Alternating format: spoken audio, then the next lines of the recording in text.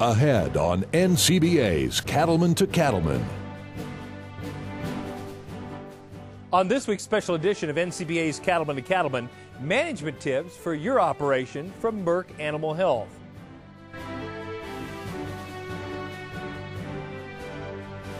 And now, a special edition of NCBA's Cattleman to Cattleman with host Kevin Oxner. Hello and welcome to this week's special edition of NCBA's Cattleman to Cattleman. I'm Kevin Oxner. Thanks for joining us. This week we're taking a look at some educational stories brought to us by Merck Animal Health. Let's take a look at how their line of products can help prevent a variety of common cattle problems.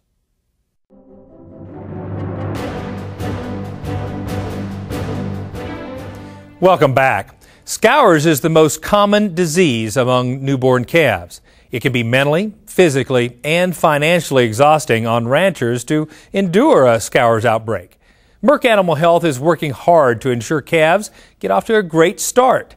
Cattleman to Cattleman reporter Dave Russell heads to Alliance, Nebraska to see how minimizing a calf's exposure to pathogens and maximizing its immune response can prevent an outbreak. Success in producing and raising healthy, profitable calves hinges on a good start. For cow-calf producers, their whole profit structure is based on calves. I mean, that's what they have to sell, and so having live calves, getting calves off to a good start is really critical to their success. So in the first 30 to 60 days, the major problem or challenge that these calves face is scours. Scours, or neonatal diarrhea, is an infection that destroys the lining of the gut, causing the calf to become dehydrated and unable to absorb vital nutrients. Once an outbreak has occurred, treating scours is not an easy task. One of the reasons it's difficult is because a lot of times we're dealing with viruses, and so our typical antibiotic-based therapies are not going to have any effect on viruses.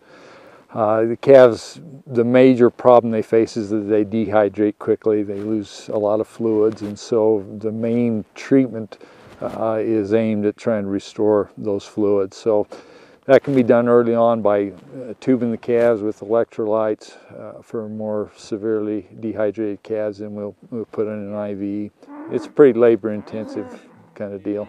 In addition to a labor-intensive treatment process, calf scours can take an emotional and financial toll on a rancher. It's their job to get these babies started and keep them alive, just like your own kids, really, and so they take it seriously, and it's pretty hard on them when it's failing. When you get a bunch of calves getting sick, all of a sudden your workload doubles or triples. Everybody's working overtime, and so just, emotionally and stress, it takes a big toll.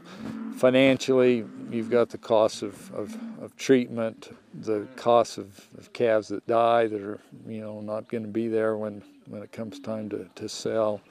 So even the survivors of a scours outbreak, can have some permanent damage there, so they don't absorb nutrients as efficiently, so they fall behind. They don't gain weight as fast, and so there's several studies that have documented that calves that have had scours compared to calves that don't are going to be 20 to 30 pounds lighter at weaning. The viruses and bacteria that cause scours are primarily contracted through manure. Anywhere you have manure and mud and water to kind of help mobilize those bacteria, that's where they're going to get it. So one good way to pick it up is off the teats. When they go to nurse, if that cow's udder is dirty and it's got mud and manure on it, then they're going to get a nice dose of bacteria that way. Or if they search around eating little hay and things off the ground, they'll pick it up that way. As a few animals in the herd get sick, then they start shedding much greater numbers of the bacteria or the virus into the environment, and so that tends to have that snowball effect, and more get sick. When winter weather conditions are harsh, cows and heifers are often forced into a small area to be watched.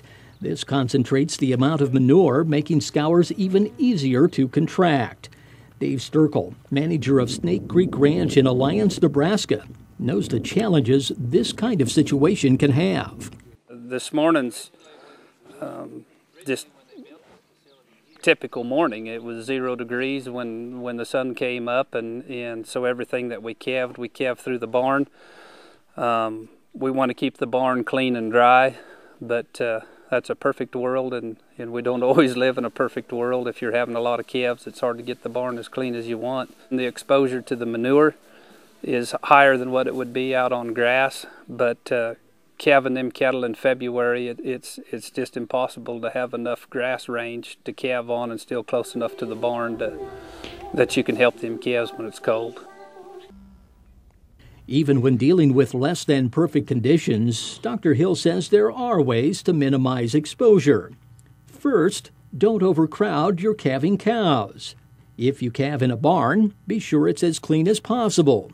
And take into consideration using something like the Sandhills calving system to ensure you are continually moving to clean calving ground in order to avoid pathogen and manure buildup. There's a system called the Sandhills calving system developed in Sandhills in Nebraska, where you take your main cow herd, you calve in pasture number 1 for a week or 10 days, and then you leave the cows that have calved with their babies there, and everybody else moves on to the next clean pasture. They calve there for a week or 10 days, and same thing, those that haven't calved move on to clean pasture.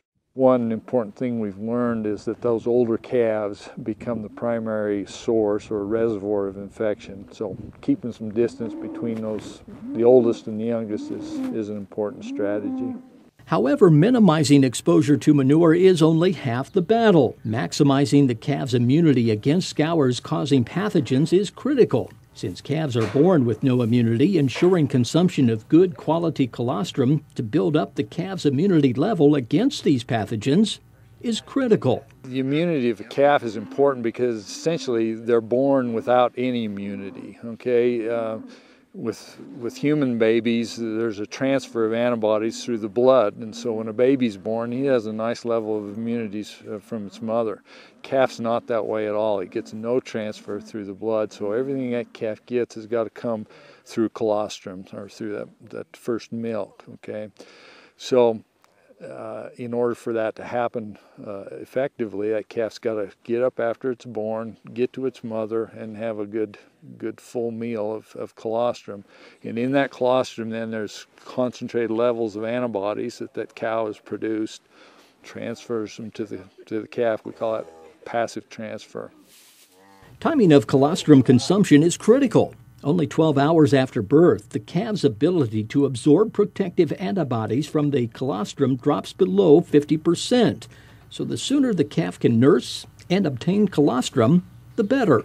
And vaccinating the cow early enough to establish good levels of protective antibodies in the colostrum is important. By vaccinating the cow, we stimulate the cow then to produce higher levels of antibodies, and those antibodies then again are concentrated in the colostrum. So that's how vaccinating the cow eventually helps protect the calf. A good timing is to vaccinate the cow about 7 to 8 weeks prior to calving. Then by 5 weeks, she's beginning to move antibodies into the milk, and everything works out great. When choosing a scours vaccination program, producers should be sure it includes a wide range of protection. A good scours vaccine should cover the breadth of viruses and bacteria that are important, that we know are causes of scours. And so there are several strains of the coronaviruses, the rotaviruses, E. coli, Clostridium bacteria, or some of those. So they need to have the breadth of coverage in a vaccine.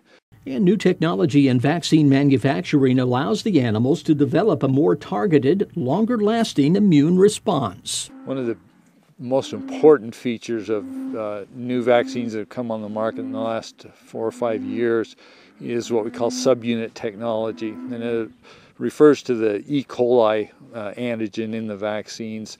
This little model helps illustrate what we're doing. Older vaccines that use whole cell technology, you just take the whole cell and put it in the vaccine. The bad part about that is that cell wall is made up of endotoxins, and the less endotoxin we have in the vaccine, the fewer reactions, bad events, lumps and bumps we're going to have from the vaccine. So the newer technology called subunit, we just take the pili here, these little hair-like projections, and put them in the vaccine, throw the rest of the cell away. It allows us to get a more focused, more targeted immune response.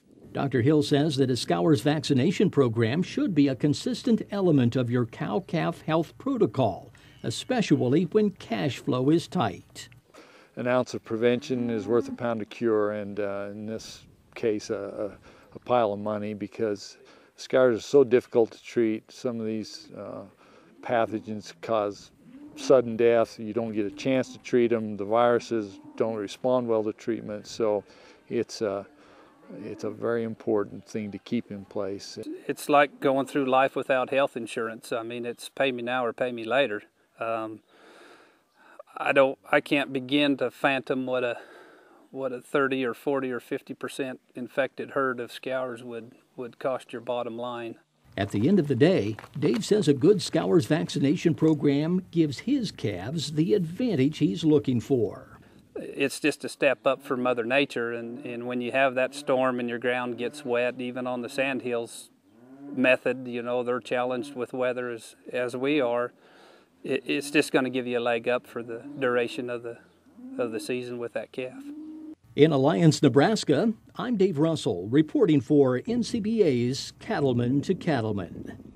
Remember, the two things to keep in mind for successful calf scours prevention are to minimize a calf's exposure to pathogens and maximize its immune response by improving the calf's antibody production level and colostrum delivery.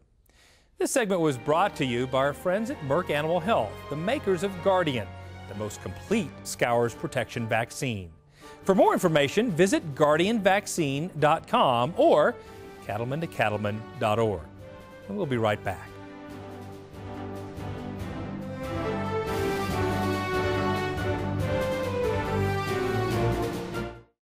They're out there, lurking on your pasture, just waiting to infect your cattle as they graze. Cattle worms cost you money, but a Safeguard strategic deworming program allows you to deworm your cattle and lower worm burdens on your pasture, resulting in improved pregnancy rates and heavier calf weights. Plus, there's a Safeguard form for every operation. So start killing parasites where they lurk. Talk to your animal health provider today about a Safeguard strategic dewormer program.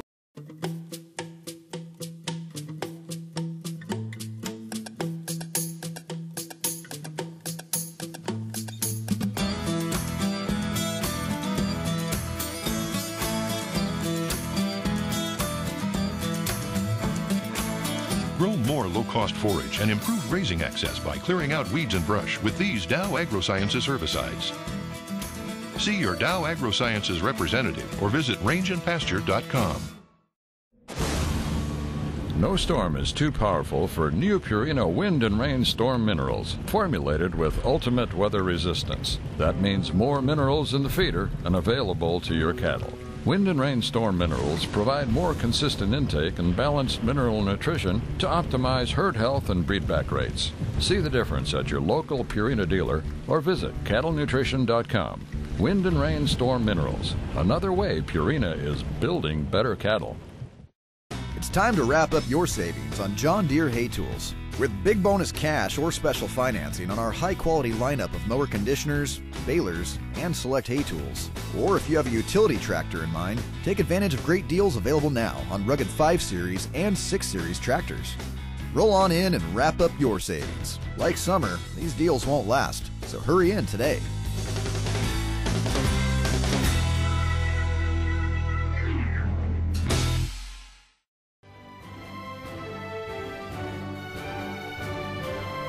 Welcome back. Calf respiratory disease is an animal health concern that all operations face. In fact, it's the most prevalent disease in pre-weaning and weaning age calves. And it can cost producers a lot in terms of both time and money. Cattleman to Cattleman reporter Gary Foster takes us to Elizabeth, Colorado to see how one ranching operation is using both tradition and technology to help prevent calf respiratory disease.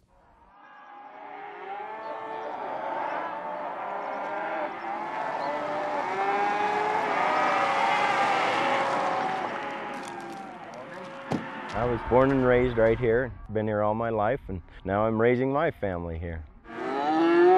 Just 45 miles southeast of Denver is Running Creek Ranch, the largest registrar of limousine seed stock in the country. And ranch manager Joey Friend believes in everything the limousine breed has to offer. Limousine's a breed that originated out of France. We first fell in love with the limousine breed there in 1980 because of their efficiency, their muscle, their yield, their overall carcass qualities. Running Creek Ranch spends a lot of time and energy on genetics, and it's something they believe is extremely important in order to have a successful operation. We're always real proactive in the genetic line, everything from DNA research, trying new sires, feeding research. We do feed cattle out ourselves and take the carcass evaluation and put it back to the cows. Even with high-end genetics, Joey says it's the mix of tradition and technology that give Running Creek Ranch the upper edge.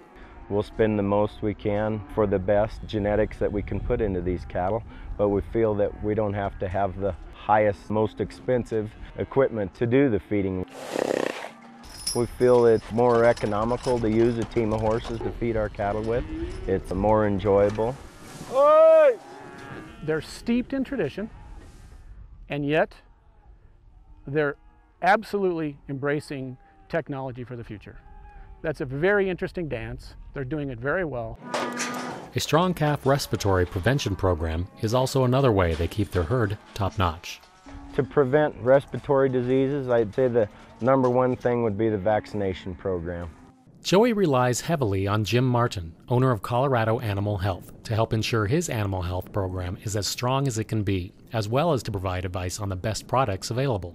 Colorado Animal Health was started 34 years ago. I became acquainted with the Friend family shortly after starting Colorado Animal Health, and through the years we've developed a very positive and good relationship.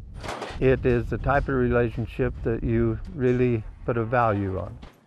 We buy all our health products from Colorado Animal Health. Jim Martin came to us and said, hey, this new Vista product, I think it's really good, so we tried it. And Jim's always been good to get us in the right direction and treated us well, making sure that we have the best vaccination program that we can have.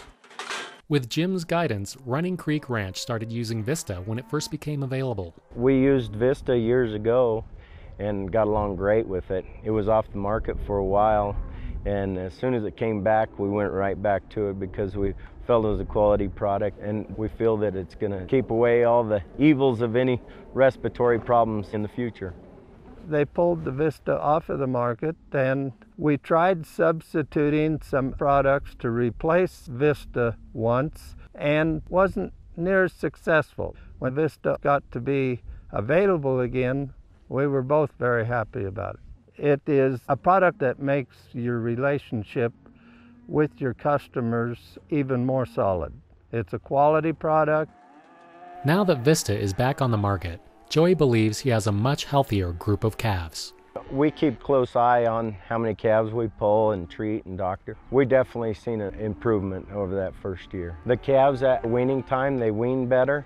We had less sickness and less overall respiratory problems. We eliminated much of the summer pneumonia treating out in the pasture. We eliminate a lot of the stress on the calves. It is a very smooth vaccine. And by using Vista once, we don't knock them off feed. They're not going through a sweat, and they respond very well. Joey says the cost of not using a product like Vista as part of his operation's animal product health protocol is extremely high. It's easily over $20 an animal when you have to give them an antibiotic shot. So we have the cost of the antibiotic, the labor cost, the transportation, and the overall time. So to put a value on that is really hard. I'm sure it would be $100 a head or more.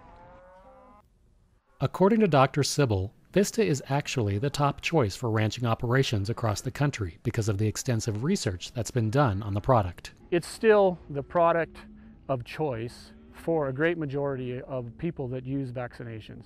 It is tried and true science. It continues to be researched to enhance it going forward. And at the end of the day, it is the fullest protection possible in a dose of vaccine for the cattle. While every operation has a personalized vaccination program, the Vista line of products is unique in the way it can be customized to meet an operation's specific needs.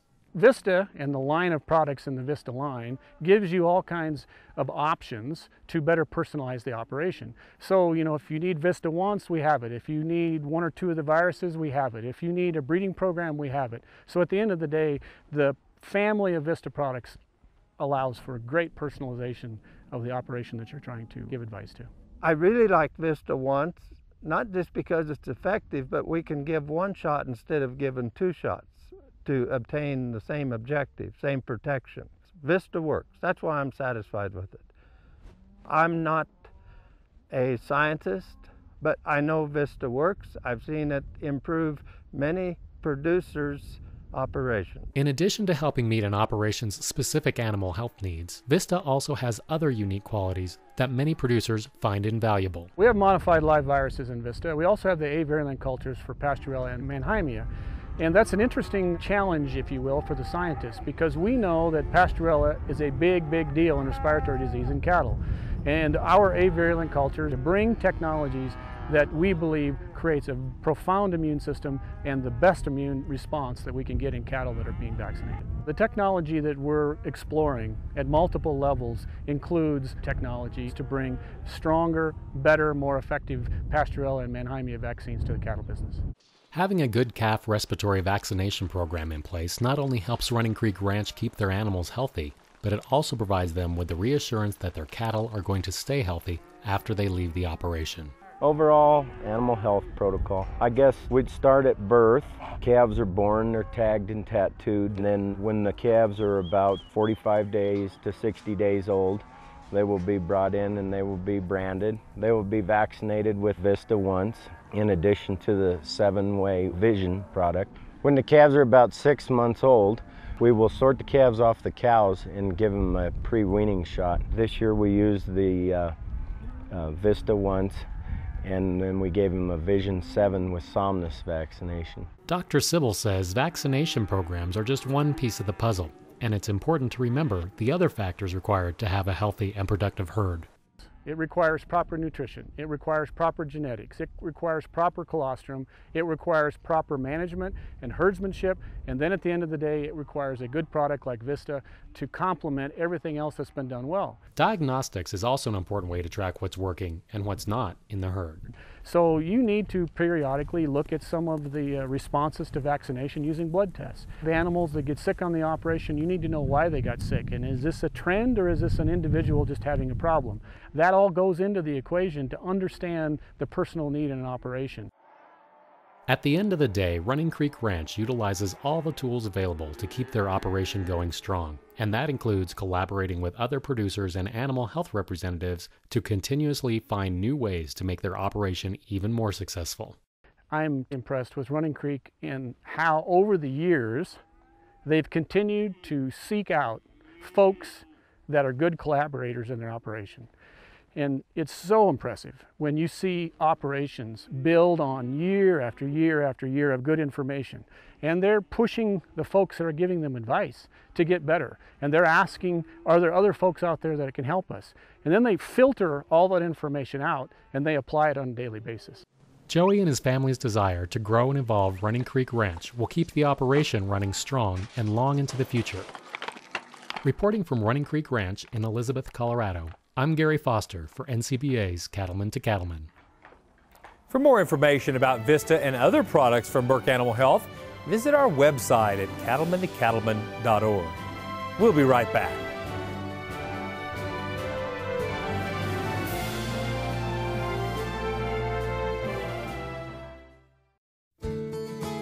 I'm looking forward to having Vista once back. We weren't able to find an equivalent product. I think our practice will be very quick to adopt Vista when it comes back. All of my veterinary colleagues have all talked about the product coming back. We're glad to have Vista back in the product line. Cattlemen that we work with will be glad to have the product. We have a lot of producers. They're excited about it coming back. Yeah, can I recommend Vista once? Yeah, that's going to go right back in the cooler, and it goes right back in the calves. Hi there, I'm Joey. And I'm Rory, and welcome to our farm outside Nashville, Tennessee. When we go to work, whether it's on tour or here at home, we wear the West. That's right. Whether it's that perfect snap shirt or that perfect pair of boots, when you wear Roper, you wear the West. Learn more about us, Joey and Rory, and about Roper Western Wear at eroper.com. Telling the truth and being real and feeding my family a home-cooked meal, that's important to me. That's important to me.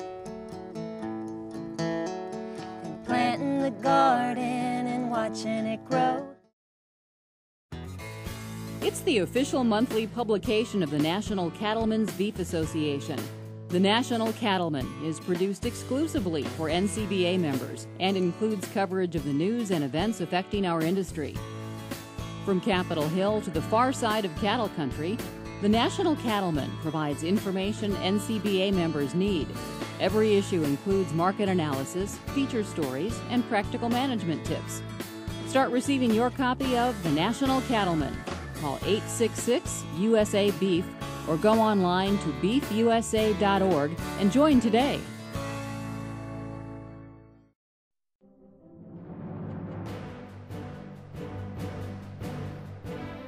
It's an issue that we all struggle with, balancing the workload on our operations. Cattleman to Cattleman reporter Matt Fleck has more on the unique way one Ohio family is getting it done.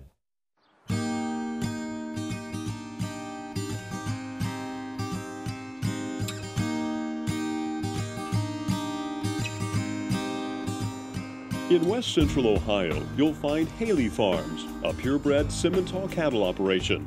While Mike Haley handles most of the day-to-day chores with the row crops, it's actually his wife Pam that is the one responsible for the daily care of the cattle. I started with the Simmental breed when I was in 4-H and started showing Simmental steers and kind of got attached to the breed from that point. It started out as a project kind of, I guess, and it's grown from there. When I got married, somehow 5 cows showed up on the farm, and so we found some extra grass in one of the corners and pastured them out. And as time went by, those 5 cows kept on growing to, above 40 cows a day. During the summertime, especially in the spring or fall when there's a lot of field work to be done, she'll take care of the cattle on her own in the morning and the evenings. I go out and tend to the crops and make sure things are done on that end. Pam and I consult each other a lot on a lot of decisions, but when it comes down to it, the cattle end up being hers and her vote always overrides mine. The health of the herd is the #1 priority at Haley Farms. They believe that providing cattle with proper handling and nutrition is an obligation, not an option. For any operation, the care of the cattle, the way they are handled is part of our bottom line. If they're not happy, then they're not performing to the standards that we want them to. It's very important to check them. We check them twice a day. I know the cows pretty well with with the numbers that we have. Each one has a name and each one has a personality, and I know them pretty well. So I know when one's not kind of the way she should be, and it's very important to keep ourselves up to speed on all their nutrition needs and medicine and anything that we need to do for them to keep them healthy. Like anybody, I want to have good product in the freezer when I go to get it to serve to my family. And so the reason we spend so much time with health and performance of the cattle and understanding them is because we want to have the same good, wholesome product at the end of the day that our consumers do. I wouldn't do it if I didn't love it, so I don't know of anybody else that gets up in the middle of the night just to make sure that they get their job done the right way. The cattle industry often faces critics, and platforms like Twitter and Facebook are an effective way to address these issues. The Haleys have turned to social media to help spread the word about the positive aspects of the cattle industry. Just 10 minutes out of each day to try and find out how to connect with the public and answer questions or share our stories about what we're doing each day is one of the most important things we can do. One way I do that, using social media, Twitter and Facebook, it's a pretty powerful tool. I can be in the tractor and if I'm in a long round and I can check my updates or mentions and see what questions somebody has of me.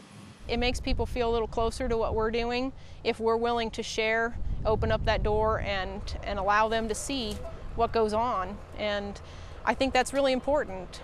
The Haleys also know that in order to have a strong and profitable beef industry, you need a national organization like NCBA looking out for the best interests of producers.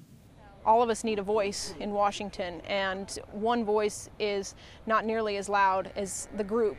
So being a part of a group like NCBA gives us that voice that we need, because we're the only ones fighting for what we do, and we have to be the advocates for the beef industry. So that's why we need groups like the NCBA. Although the Haleys haven't been raising cattle for long, they love what they do and have a passion for the beef industry. I'm really proud of the progress that we've made. We've really only been into the business for 7 years now, since Mike and I got married, and the whole idea when we started was that each year that calf crop gets better, and so far we're following up on that goal and doing really well moving forward with that. We're 5 generations on our farm, and I hope that 5 generations from now we'll still be farming this farm in my family, and I guess I can't ask for a whole lot more than that. Reporting from West Salem, Ohio, I'm Matt Fleck for NCBA's Cattleman to Cattleman.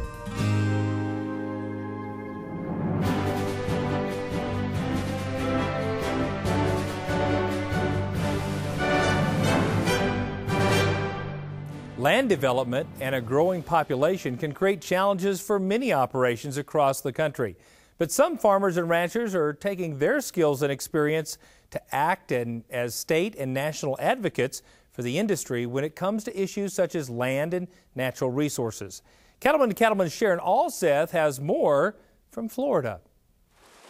I've lived here all my life. I was born a half a mile from this office. Don Quincy is a rarity in Florida these days. He's a native son who's been raised in the state's cattle business, and he's greatly expanded the operation his parents started half a century ago. I enjoy the animals. I really enjoy the people in this industry. I mean, I've met some very smart people and people that I enjoy being around. And it's just a challenge. It's a different every day. And Florida is a very unique place, he says, when it comes to cattle operations. We're not all Mickey Mouse. You know, we have some of the largest cattle ranches in the country in the state of Florida, and we have some of the most progressive ranches in the state of Florida. Matter of fact, our cattle have changed amazingly. I think I've actually seen some certified Angus beef data that says that, you know, some of these southeastern cattle perform as good or better than most anywhere in the country, even as far as yield grade and quality grade.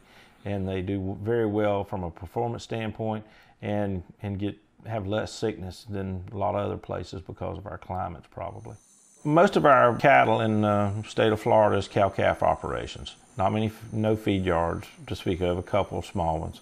So all of these cattle end up leaving the state of Florida and ending up in all parts of the country. I'd say most of them in in the Kansas, Texas, Oklahoma, Colorado area. So when those calves come off the cow, they don't have to come very many miles before they stop right here. We wean them. We have big grass traps that we wean in, feed in the pastures. We have a very good environment for a newly weaned calf to be in.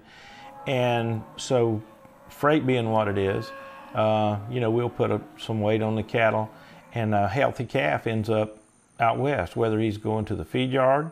When he hits the ground, he knows what feed is, he's ready to eat, he keeps going. If they go into grass, they can just basically be unloaded off the truck and turned out in the pasture. They should be pretty much bulletproof and ready to graze. Don is president of the Florida Cattlemen's Association. He also chairs one of the state's water management districts in a region where water policy issues are hotly contested. One right now is that we're fighting is the numeric nutrient criteria, which the EPA has kind of came down and without, in my opinion, any scientific data, are requiring any water bodies to have certain numeric nutrient criteria to be met. And some of these water bodies just have never met those criteria. Some of the water bodies actually are entering this state not meeting those criteria. The science behind what they're asking us to do is just, in my opinion, invalid from a standpoint that they should be looking at the biology of the water body. And if the biology is being harmed or being changed in any way, we could look at those kind of criteria and make the changes based on that, not just a blanket number that just does not fit every water body. There's no question about this numeric nutrient criteria. We're the first state to be dealing with this, but if it works for the EPA here, they get it done, there's just going to be one state after the other one before all 50 states are dealing with it. So absolutely, we're all in this battle together, and usually things that affect us here in Florida or maybe even affect cattlemen in Nebraska sure affects us here in Florida. Don says cattlemen and women need to be united through state and national organizations if they want to be represented on the issues that affect them daily. I think NCBA is our arm in Washington, D.C. I mean, that's who we lean on to get the lobbying effort done for the Florida cattlemen in Washington. I think NCBA has just been a tremendous partner throughout the lobbying efforts, throughout our checkoff efforts, and every way. I mean, it's a way that we come together, I think, as a nation, even though there's 50 different states, that we come together as one industry with NCBA. Despite the numerous challenges facing the cattle industry in Florida, Don remains optimistic that operations like his will continue. I think without any doubt, my kids will have an opportunity here. And the only way they'll continue to have an opportunity is people like us and the ranchers to stay engaged in the industry with the issues that are going on and engaged in things like the water management districts, people that are where you have appointments from the governor that makes policy, because our industry needs to have a voice in every one of those venues. Reporting from Chiefland, Florida, I'm Sharon Alseth for NCBA's Cattleman to Cattleman. It's the people like Don Quincy of Florida that make this industry great. And many of them choose to support their industry through membership in their state and national cattlemen's associations. Hi there, I'm Dr. Dan Thompson from Doc Talk. Each week on Doc Talk, we'll be discussing important issues such as livestock management and welfare, important and new agricultural research, and how to keep our food supply safe. My guests will include nationally and internationally known veterinarians and animal scientists. So if you farm, ranch, or eat, you'll find something of interest in every single episode. Watch Doc Talk every Monday on RFD TV at 4:30 p.m. or online at doctalktv.com. Assuring beef quality begins with dedicated people such as Phoebe Bittler, a dairy producer, and Jim Warren, a cattle auction market owner. Both are winners of the Beef Checkoff-funded National Beef Quality Assurance Award, and both recognize the need for the entire industry to focus on beef quality. We've tried to put our best foot forward and try to see that the product that we send out of this country is the most wholesome, safest, best product that anybody could have anywhere. And to be complimented for that effort is an amazing experience. It's all important, and I think there's some really good protocols laid out in the Beef Quality Assurance Program that will help producers to do the best job that they can do. Producers across the nation have embraced the BQA program because they're committed to producing the world's best beef. To find out how you can compete for the BQA National Awards, visit the website bqa.org.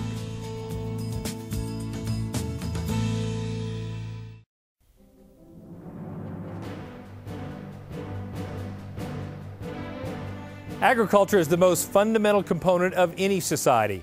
Without it, people don't eat. The 734th Agribusiness Development Team from the Iowa National Guard recognizes this and has its sight set on improving struggling agricultural communities. Cattleman to Cattleman reporter Brad Bulla learns how Captain Peter Shin's recent deployment to Afghanistan had him fighting to improve the Kunar province.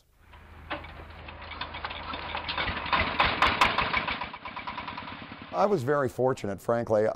There are very few opportunities in life where you have two separate careers. I had a career as a farm broadcaster and a career in the military for many years, where those two careers could intersect the way they did with the Iowa National Guard's 734th Agribusiness Development Team.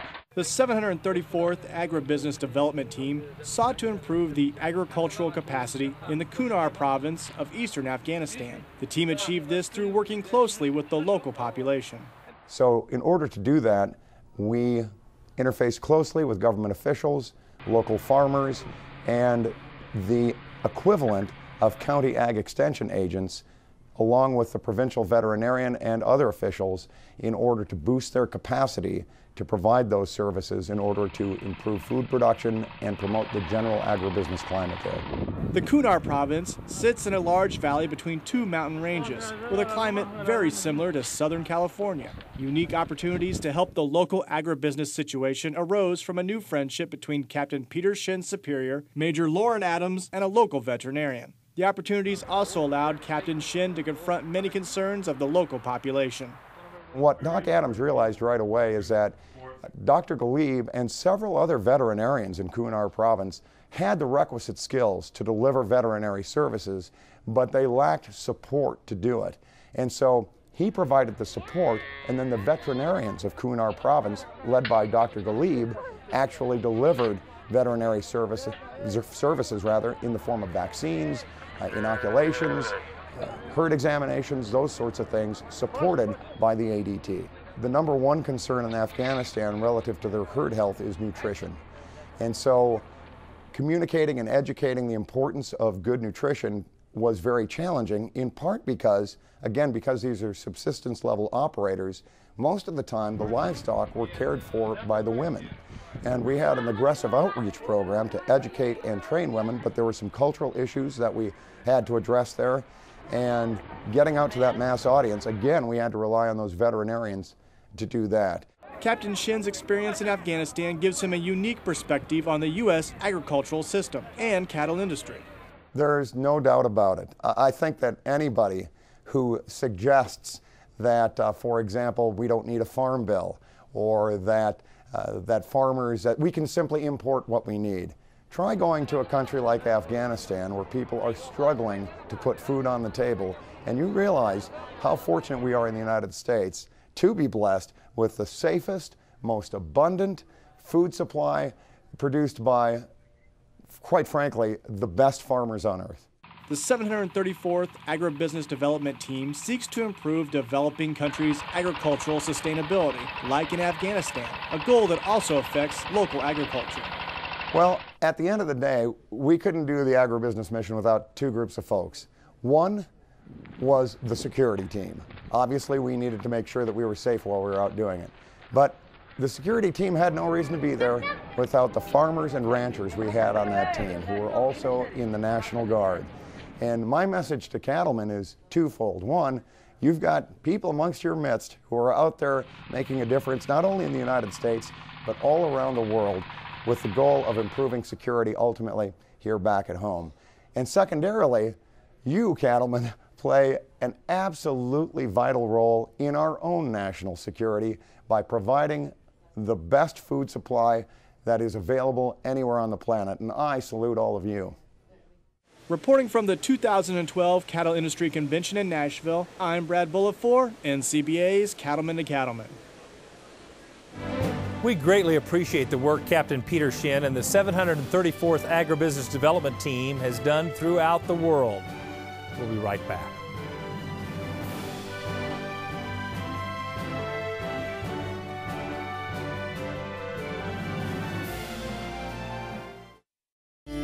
Ever wonder where the beef checkoff dollar goes and what it buys?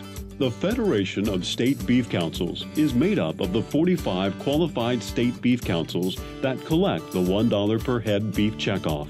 Each council keeps control of 50 cents and sends 50 cents to the Cattlemen's Beef Board for use in national beef checkoff programs.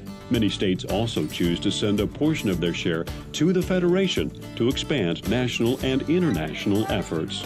As a division of the National Cattlemen's Beef Association, the Federation of State Beef Councils works to support an effective state and national partnership, helping to increase beef demand through research, promotion, and education. Because producers themselves direct these programs, your beef checkoff dollars are in good hands. Learn more about the Federation of State Beef Councils by visiting beefusa.org. Let's face it, you don't think a lot about your trailer hitch. You use it and forget it. We understand. But at B&W, we think about it. Short nights, long hauls, never-ending chores. The unthinkable. We think about it all, so you don't have to. B&W. Trusted. With the advent of third-party verification, cow men are able to add value to their calves by preconditioning or early weaning, or seek specialty markets like all-natural, sugar-free, or do source and age verification for export. Well, that's what IMI does, and it's not as expensive as you might think. Call them. What do you got to lose? IMI Global's green ear tag. It's like having Honest Abe co-sign your note. IMIglobal.com.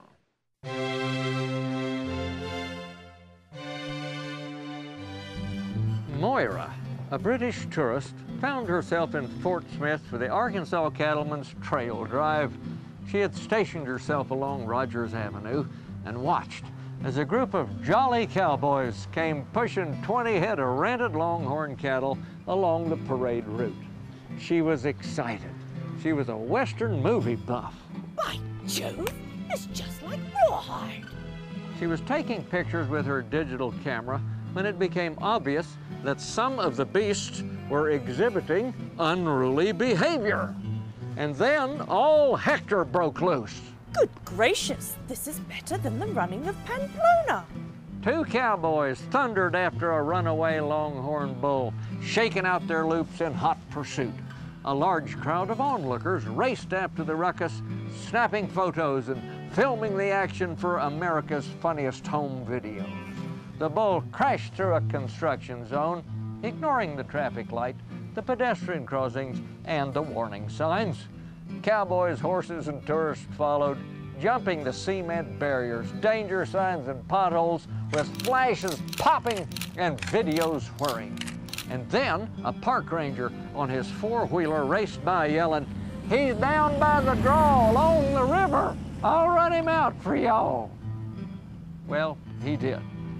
Back through the construction, Hanging Judge Park, and the massive tourists amidst cheering and cameras flashing.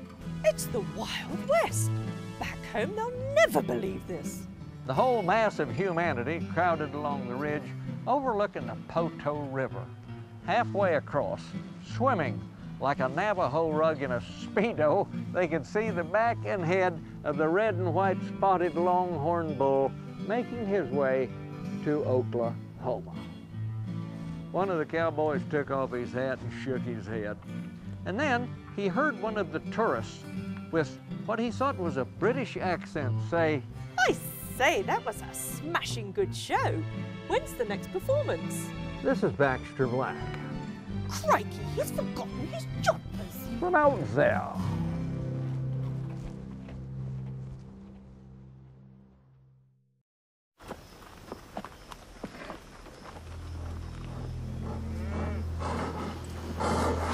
There's something wrong.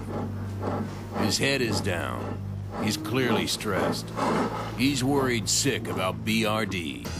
That's why there's prescription Zactran for BRD treatment and control in high-risk cattle. Get a rapid response plus 10-day treatment and control in a single dose, so you can stop worrying and get back to business. For use in cattle only, do not treat cattle within 35 days of slaughter. Because a discard time in milk has not been established, do not use in female dairy cattle 20 months of age or older, or in calves to be processed for veal. The effects of Zactran on bovine reproductive performance, pregnancy, and lactation have not been determined. Don't worry yourself sick. Talk to your veterinarian about a real alternative for BRD treatment and control. Because it's critical, it's Zactran from Mariel, a leading animal health company.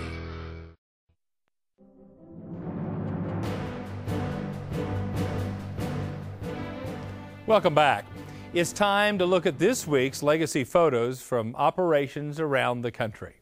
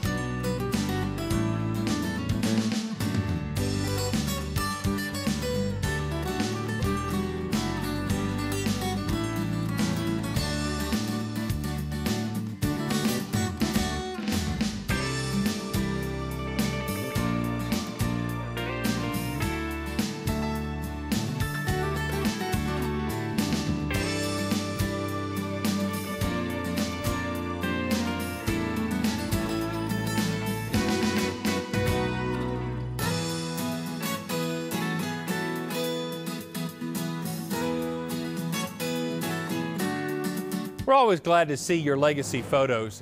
Keep sending them in. Just go to cattleman2cattleman.org. Well, that does it for this week's edition of NCBA's Cattleman to Cattleman. We'll see you right back here next week on RFD TV.